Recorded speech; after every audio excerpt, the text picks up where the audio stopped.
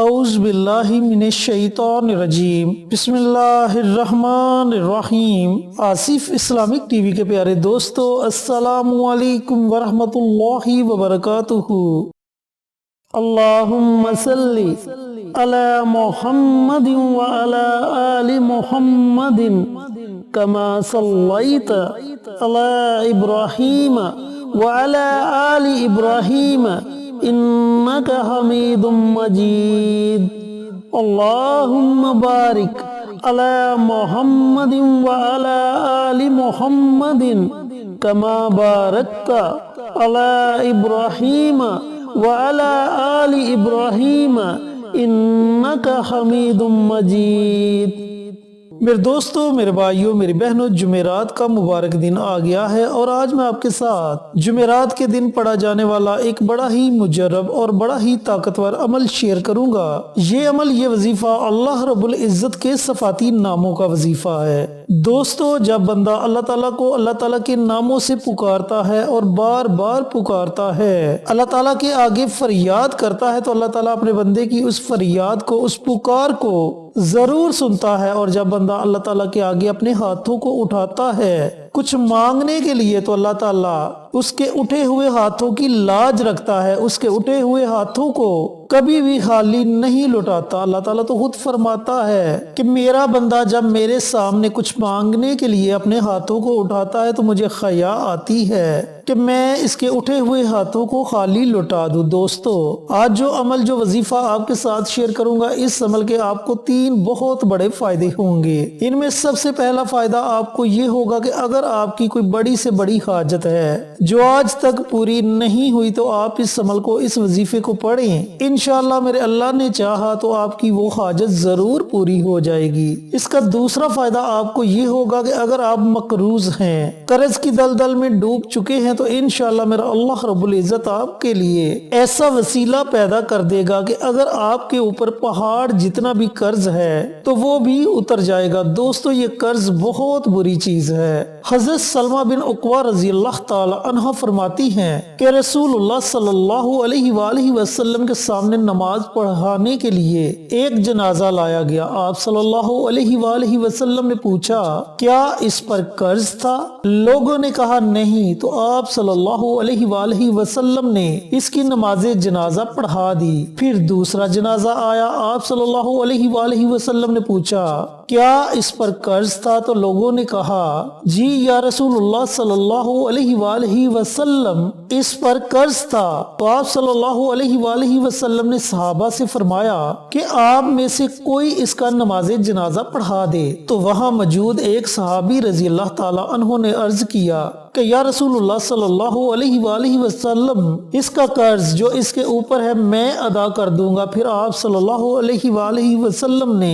اس کی نماز جنازہ پڑھائی۔ تو پیارے دوستو، پیارے بھائیوں، اس حدیث مبارکہ سے ثابت ہوا کہ جس بندے پر قرض ہو اسے چاہیے کہ جلد از جلد اپنے اس قرض کو ادا کرے، کیونکہ قرض دار بندے کی نماز جنازہ آپ صلی اللہ علیہ وآلہ وسلم نے پڑھانے سے انکار کر دیا تھا۔ حضرت عائشہ صدیقہ رضی اللہ تعالی عنہ روایت کرتی ہیں کہ رسول اللہ صلی اللہ علیہ وآلہ وسلم نماز میں یہ دعا مانگتے تھے، یا اللہ میں تیری پناہ مانگتا ہوں گناہ سے اور قرض داری سے۔ تو حضرت عائشہ صدیقہ رضی اللہ تعالی عنہ نے رسول اللہ صلی اللہ علیہ وآلہ وسلم سے پوچھا کہ یا رسول اللہ صلی اللہ علیہ وآلہ وسلم، اس کی کیا وجہ ہے جو آپ صلی اللہ علیہ وآلہ وسلم قرض داری سے بہت پناہ مانگتے ہیں؟ تو آپ صلی اللہ علیہ وآلہ وسلم نے فرمایا، آدمی جب قرض دار ہوتا ہے اور بات کہتا ہے تو جھوٹ بولتا ہے اور وعدہ خلافی کرتا ہے۔ تو میرے دوستو، میرے بھائیوں، میری بہنوں، یہ دوسرا آپ کو بہت بڑا فائدہ ہوگا۔ اللہ تعالیٰ آپ کی قرض سے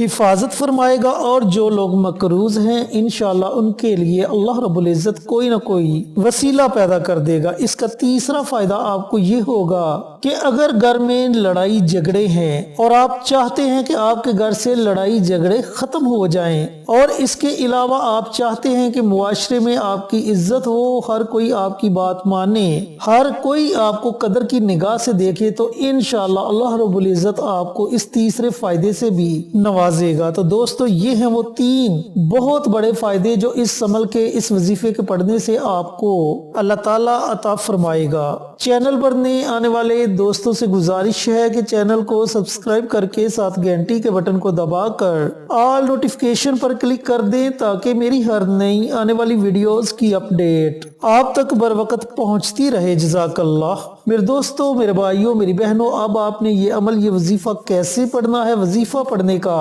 طریقہ کار اچھی طرح سن لیں اور سمجھ لیں۔ اس عمل کو، اس وظیفے کو آپ نے جمعرات کے دن نماز عصر کے بعد شروع کرنا ہے۔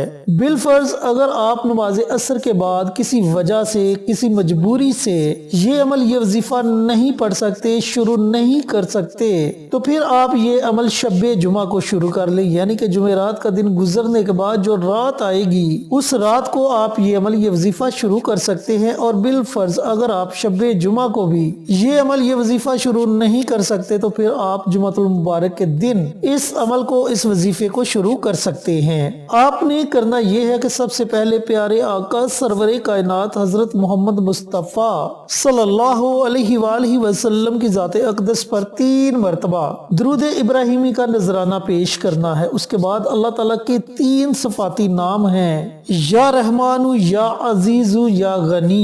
یہ اللہ رب العزت کے 3 بہت ہی بابرکت نام ہیں۔ ان 3 ناموں کو آپ نے 100 مرتبہ پڑھنا ہے، یعنی کہ ان 3 ناموں کی آپ نے ایک تسبیح پڑھنی ہے۔ لیکن دوستو یاد رہے کہ تینوں ناموں کو آپ نے اکٹھا پڑھ کر ایک تصور کرنا ہے۔ یا رحمان، یا عزیز، یا غنی، یہ ایک ہو گیا۔ یا رحمان، یا عزیز، یا غنی، یہ 2 ہو گئے۔ اس طریقے سے آپ نے ان تینوں ناموں کو 100 مرتبہ پڑھنا ہے۔ جب آپ 100 مرتبہ اللہ تعالیٰ کی یہ تینوں نام پڑھ لیں تو آخر میں آپ نے پھر نبی کریم صلی اللہ علیہ وآلہ وسلم کی ذات اقدس پر 3 مرتبہ درود پاک کا نذرانہ پیش کرنا ہے اور اپنے ہاتھوں کو اللہ تعالیٰ کی بارگاہ میں اٹھا لینا ہے۔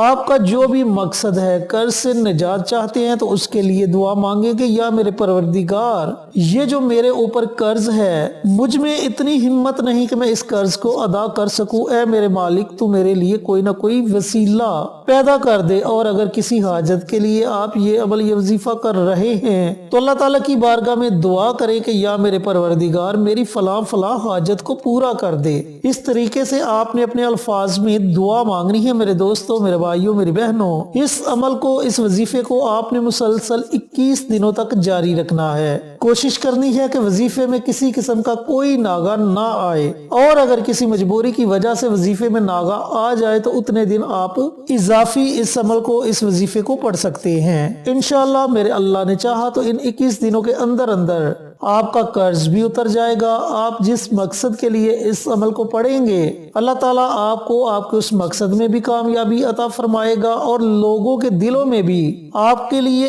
عزت، آپ کے لیے محبت، آپ کے لیے چاہت پیدا ہو جائے گی۔ تو دوستو یہ عمل، یہ وظیفہ ضرور کریں اور اس عمل، اس وظیفے سے ضرور فائدہ اٹھائیں۔ اللہ رب العزت سے دعا گو ہوں کہ اللہ پاک میرے ان بھائیوں کو، ان بہنوں کو جو قرض میں مبتلا ہیں یا جن کی کوئی بہت بڑی حاجت ہے جو پوری نہیں ہو رہی، انہیں یہ عمل، یہ وظیفہ کرنے کی توفیق عطا فرمائے، اور صدقہ جاریہ سمجھ کر دوسروں کے ساتھ شیئر کرنے کی توفیق عطا فرمائے، تاکہ آپ کے ساتھ ساتھ دوسرے لوگوں کا بھی فائدہ ہو سکے۔ پیارے آقا کی پیاری پیاری سنتوں پر عمل کرنے کی توفیق عطا فرمائے، 5 وقت کا نمازی بنائے، صراط مستقیم پر چلنے کی توفیق عطا فرمائے، آمین۔ انشاءاللہ پھر کسی نئی ویڈیو کے ساتھ، اچھے اچھے وظائف کے ساتھ آپ کی خدمت میں حاضر ہوں گے۔ تب تک کے لیے اجازت دیں۔ السلام علیکم ورحمۃ اللہ وبرکاتہ۔